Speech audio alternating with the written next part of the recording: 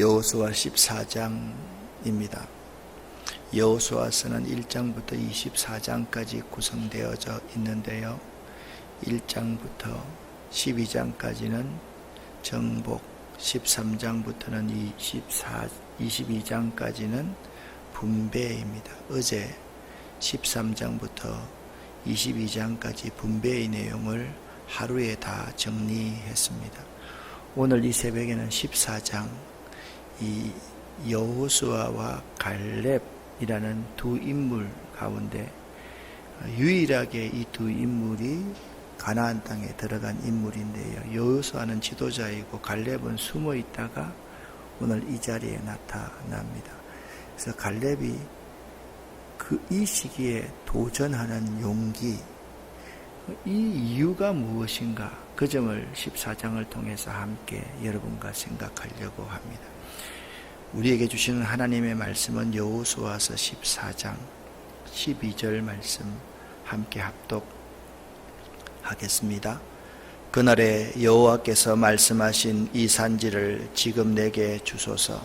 당신도 그날에 들었었거니와 그곳에는 아낙 사람이 있고 그 성읍들은 크고 견고할지라도 여호와께서 나와 함께 하시면 내가 여호와께서 말씀하신 대로 그들을 쫓아내리이다 하니.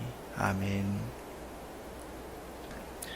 여기 12절에 그날에 여호와께서 말씀하신 이 산지는 어느 곳이냐? 헤브론이라는 곳입니다. 여러분, 이스라엘 남부 지역을 점령할 때 남부 지역의 중요한 두 성읍이 있었다. 중요한 두 성읍이 어디였습니까? 예루살렘과 헤브론이었습니다. 자, 북부 지역은요, 갈릴리 호수를 중심한 지역이었다. 그 점을 여러분과 함께 나누었습니다.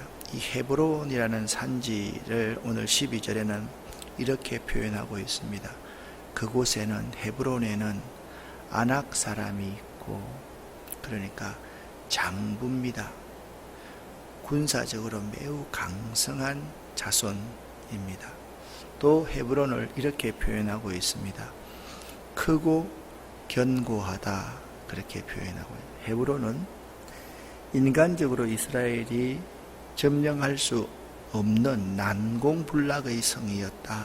그 점을 분명히 해놓고 있습니다. 그러니까 갈렙이 이 산을 나에게 주십시오 라고 요청한 그 산은 크고 견고한 성읍이었고 아낙 사람이 있는 난공불락의 성이었다라는 점을 먼저 전제를 하고 이 말씀을 함께 생각해 보도록 하겠습니다. 자, 이스라엘 12지파에게 있어서의 가나안은 어떤 의미를 주는 곳이었는가? 원래 가나안은 하나님께서 아브라함과 그의 후손들에게 약속해 주신 땅입니다. 이 땅의 이름 가나안은 노아의 세 아들 중 하나였던 함의 아들 가나안에서 유래했습니다. 창세기에 보면 하나님께서 창세기 11장 12장에 보면 갈대아 우르에 살던 아브라함에게 본토 친척 아비의 집을 떠나서 내가 내게 지시할 땅으로 가라 라고 명령했는데 내가 네게 지시할 땅이 가나안이었습니다. 그 이후에 이스라엘 백성의 족장의 시대가 시작됩니다. 아브라함과 이삭과 야곱, 그러니까 갈대아 우르에서 떠나서 가나안으로 갔던 아브라함이 손자를 낳았는데 손자가 야곱이었습니다. 이 야곱 때에 야곱의 다른 이름은 이스라엘이라는 이름이죠. 하나님과 겨루어서 이겼다라는 이름인데 이 야곱 때에 12아들이 애굽으로 기근을 피해서 내려가게 됩니다. 거기서 자그마치 400년, 430년 동안 애굽에서 노예로서, 종으로서 살아가게 됩니다. 그 백성들의 아픔과 고통 소리를 들으시고 하나님께서 모세를 통해서 이스라엘 백성들을 출애굽시킵니다. 그들이 자유의 백성이 되어서 광야 생활 40년을 지나고 나서 들어갔던 곳이 하나님의 약속의 땅 가나안이었습니다. 광야 40년 동안을 한마디로 요약하라. 이스라엘이 하나님 앞에 불순종으로 말미암아 원망과 불평을 하던 시대였다. 또 한 가지를 요약하라. 그러면 이스라엘이 하나님 없이는 한순간도 살아갈 수 없는 기간이 광야의 기간이었다라고 요점 정리를 할 수가 있겠습니다. 그들의 불순종으로 말미암아 광야의 1세대들은 모두 다 광야에서 죽습니다. 광야에서 유일하게 살아서 가나안 땅에 들어간 두 사람이 있었는데 한 사람은 여호수아이고 한 사람은 갈렙이었습니다. 지금 여호수아는 어떤 사람입니까? 이스라엘 민족의 지도자입니다. 그런데 여호수아를 중심으로 해서 가나안 땅에 들어갔던 이스라엘 백성들은요, 가나안에서 평화롭게 삶의 터전을 일구지 못했습니다. 왜냐? 하나님께서 가나안 땅에 들어가서 명령하시기를 가나안의 7 족속들은 반드시 멸절시켜라. 그리고 7 족속이 아닌 다른 족속들에게는 먼저 평화를 선포하라. 그리고 우리는 전쟁하기 싫다. 우리의 길을 내어다고.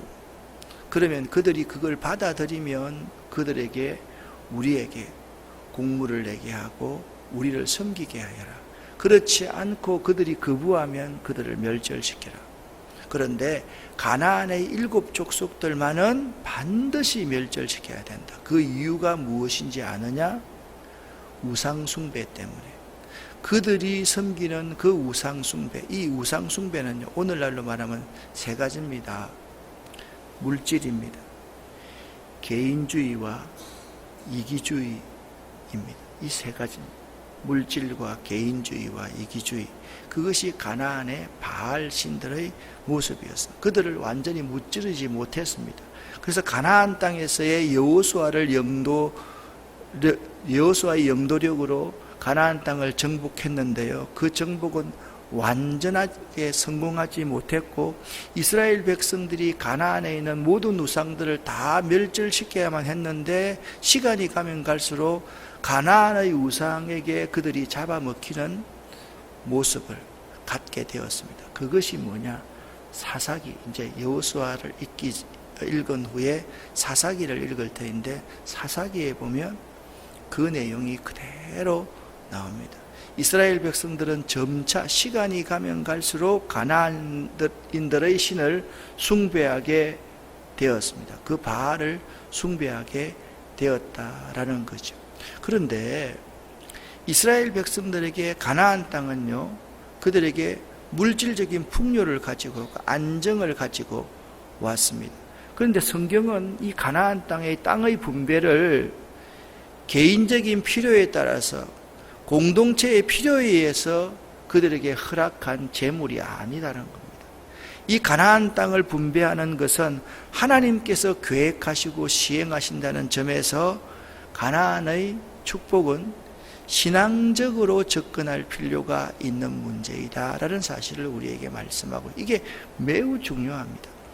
우리가 구원받고 이 땅에서의 70년, 80년 동안의 삶을 광야 생활이다 그렇게 말하지 않습니까? 이 땅에서 광야 생활을 하면서 하나님이 주시는 그러한 축복 이 자체는 나의 유익을 위해서 물질적인 관점으로 이 축복을 봐야 되는 것이 아니라 뭘로 봐야 된다고요? 신앙적인 관점에서 이 물질의 축복을 볼 수 있어야 된다라는 점을 우리에게 가르쳐 주고 있는 것입니다. 두 번째, 이스라엘 백성들이 분배를 할 때, 땅을 분배를 할 때 여호수아의 1인 마음대로 할 수 있었습니다. 그런데 여호수아는 결코 자기 혼자서 분배를 주도하지 않았습니다. 여호수아는 대제사장을 중심으로 제사장 그룹과 레위인 그룹을 그들 가운데 포함시켰습니다. 그리고 각 지파의 족장들을 포함시켰습니다. 그래서 지도자들과 종교 지도자들과 그리고 각 지파의 족장들이 함께 의논해서 가나안 땅을 분배합니다. 그리고 분배하는 원칙이 뭐냐? 제비뽑기를 하였습니다.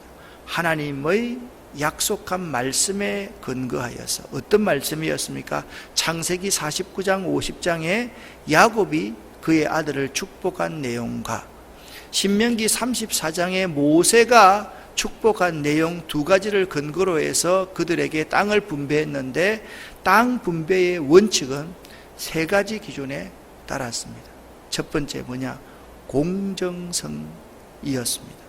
지도자 세 그룹은 자신 한 사람만 주관하지 않고 서로의 이익들, 서로의 모든 것을 조정하면서 그들 스스로가 논의하면서 땅을 분배하는 공정하였다라는 것입니다. 14장 1절 말씀이 그것을 말해주고 있습니다. 여러분과 제가 함께 읽어보겠습니다. 이것은 이스라엘 자손이 가나안 땅에서 받은 기업, 곧 제사장 엘르아살과 눈의 아들 여호수아와 이스라엘 자손의 지파의 족장들이 분배한 것이니라. 아멘. 그 땅을 누가 분배했다고 그랬습니까? 제사장과 지도자와 그리고 족장들이 분배한 것이다. 그렇게 말씀하고 있는 모습을 보면 이 땅의 분배는 공정성을 담보한 분배였다라는 것을 알아야 됩니다. 공정함이 깨뜨려지고 공정함이 사라지고 편애함이 있고요, 한 사람이 불이익을 당하기 시작하면 그 공동체는 무너지기 시작합니다. 사람들 가운데 이런 말을 하는 사람이 있습니다. 저 사람은 목사님의 오른판이고 제 측근이야. 여러분, 그런 말 지어내서 절대로 말하지 마십시오. 누가 오른팔이고 누가 왼팔입니까? 우리 모두는 주님의 오른팔, 주님의 왼팔이 되려고 노력해야지 사람들이 자꾸 지어냅니다. 저분은 돈도 많고 헌금도 많이 하고 그렇기 때문에 목사님의 오른팔이 되어야 된다. 여러분, 도대체 그런 말들을 어떻게 우리가 할 수 있다는 말입니까? 어떻게 오른팔이 있고 왼팔이 있습니까? 그건 인본주의적인 사고방식에서 하는 것임을 알아야 됩니다. 지도자는 절대로 사사롭게 사람들을 가까이 두는 지도자가 아닙니다. 공정하게 되어야만 됩니다. 오히려 아버지의 마음을 가지고 병들고 아프고 힘든 사람과 가까이 할 수 있는 지도자가 진짜 좋은 지도력을 가진 사람임을 알아야만 됩니다. 아버지의 마음을 품은 사람은 어떤 사람입니까? 아픈 사람, 힘든 사람, 사고친 사람, 우리가 볼 때 저 바깥에 있어야 될 그런 사람의 마음이 더 가는 것이 아버지의 마음, 지도자의 마음이 되어야만 합니다. 지도자는 반드시 공정성을 유지해야만 됩니다. 두 번째, 가나안 분배의 원칙은 하나님의 약속한 말씀에 기준하였습니다. 14장 2절 말씀을 제가 상반절만 읽어보겠습니다. 여호와께서 모세에게 명령하신 대로 그들의 기업을 제비 뽑아 나누었다. 여호와께서 누구에게 명령하신 대로? 모세에게 명령하신 대로. 이 분배의 기준은 철저하게 하나님의 약속의 말씀이 기준이었습니다. 세 번째, 이 땅을 분배받는 자의 원칙을 위해서 14장을 기록하고 있는 거예요. 땅을 지금 분배하고 있는 사람은 모세와 엘르아살과 각 족장인데, 이 분배를 받는 사람은 어떤 사람이 되나? 믿음이 있는 사람이 분배를 받을 수 있다는 거예요. 어떤 믿음이 있는 사람이 분배받습니까?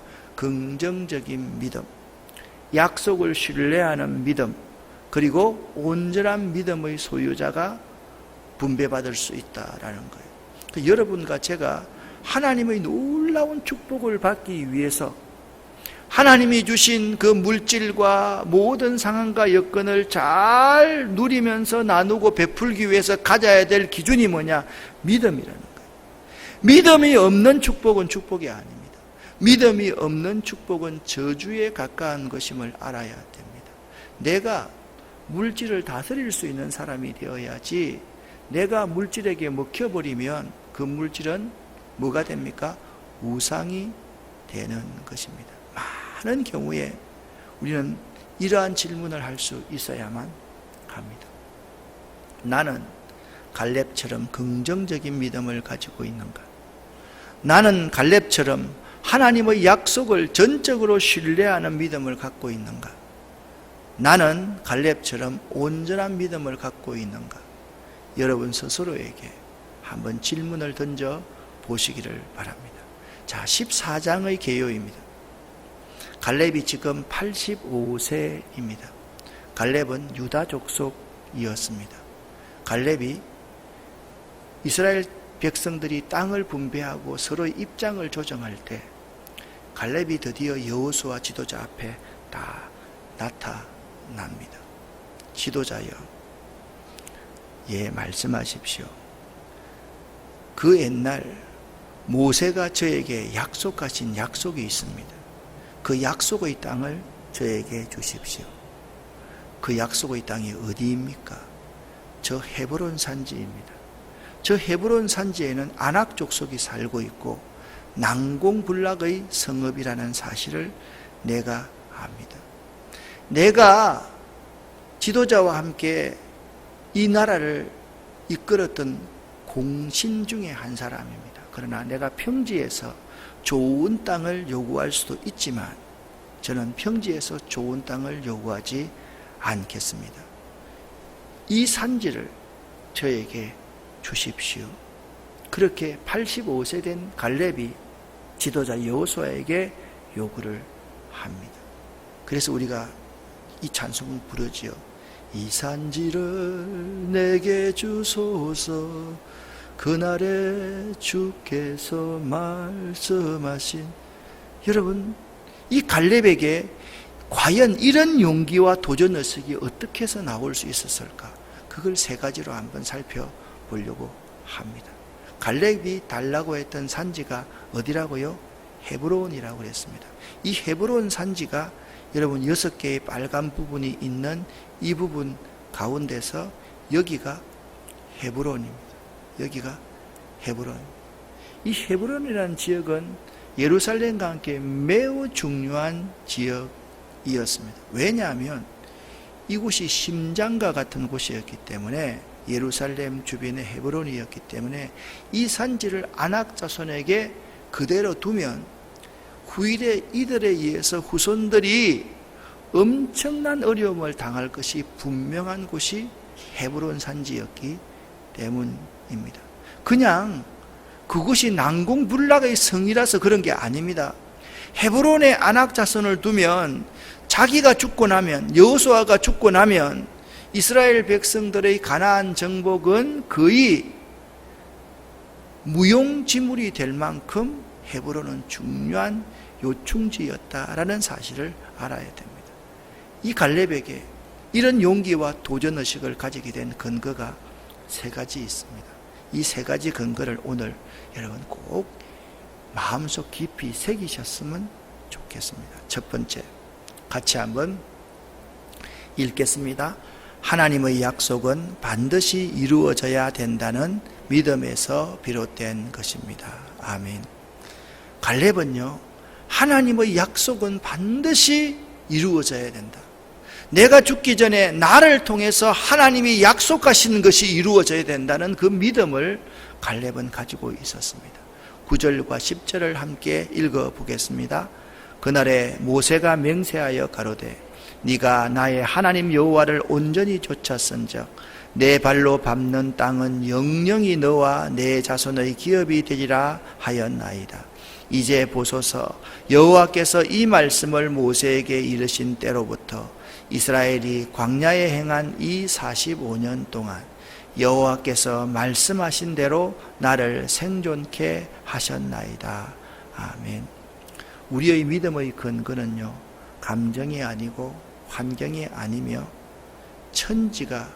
천지를 말씀으로 창조하신 그 말씀, 살아있는 하나님의 말씀, 그 말씀이 우리의 믿음의 근거입니다. 그래서 갈렙은요, 이 산지를 내게 달라고 하는 것은 하나님이 약속한 그 약속은 반드시 이루어져야 한다는 믿음 때문에 이 산지를 내게 달라고 그러한 도전의식과 용기를 가졌다라고 하는 것입니다. 여러분이 이러한 믿음을 가질 수 있어야 됩니다. 나를 통해서 하나님의 약속이 이루어지는 것을 모든 사람에게 보이고 싶습니다. 나를 통해서 하나님의 약속이 이루어지기를 원합니다. 그 신앙을 가져야만 하는 것입니다. 두 번째, 함께 읽어보겠습니다. 이 산지를 내게 달라고 요구한 것은 사명감에서 기인된 것입니다. 아멘. 갈렙의 나이가 85세였습니다. 85세이면서도 갈렙은 이렇게 말합니다. 나는 젊은이 못지않게 지금도 전쟁터에 나갈 수 있는 힘이 있습니다. 라고 이야기합니다.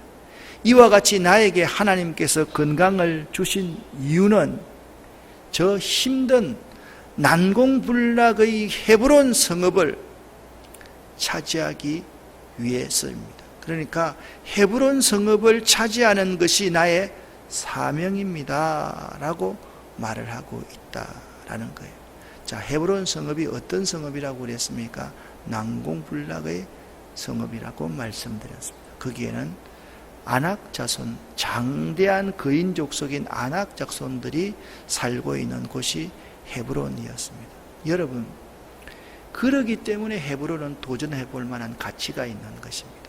다른 모든 사람이 골리앗 앞에서 다 벌벌 떨고 있을 때 다윗이라는 어린 청년이 났습니다. 저는 칼과 단창을 의지하고 하나님의 이름을 모욕하는 자입니다. 그러나 나는 만군의 여호와의 이름으로 나아가겠습니다. 하나님의 이름이 있다는 것, 할례 백성들의 사명감이, 우리가 한번 도전해볼 가치가 있는 것은 다른 모든 사람들이 다 회피하고 피하기 때문에 내가 그것에 도전해볼 만한 가치가 있다라는 것입니다.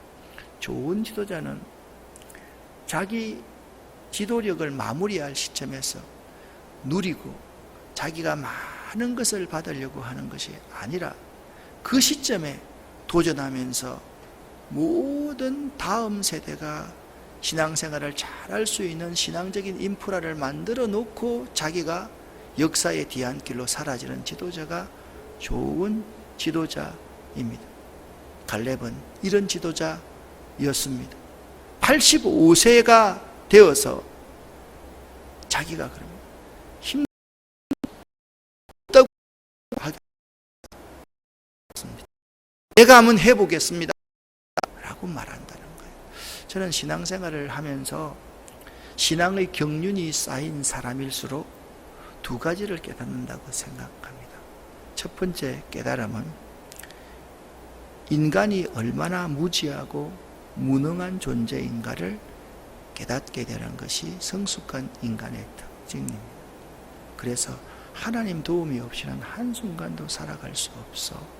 그걸 깨닫는 것이 성숙한 신앙을 가진 사람의 첫 번째 특징입니다. 두 번째 특징이 있습니다. 그러므로 하나님이 내게 능력 주셔야지 신심이 돈독한 사람의 두 가지 특징이라고 생각합니다. 젊을 때는 내가 할 수 있다고 생각하죠.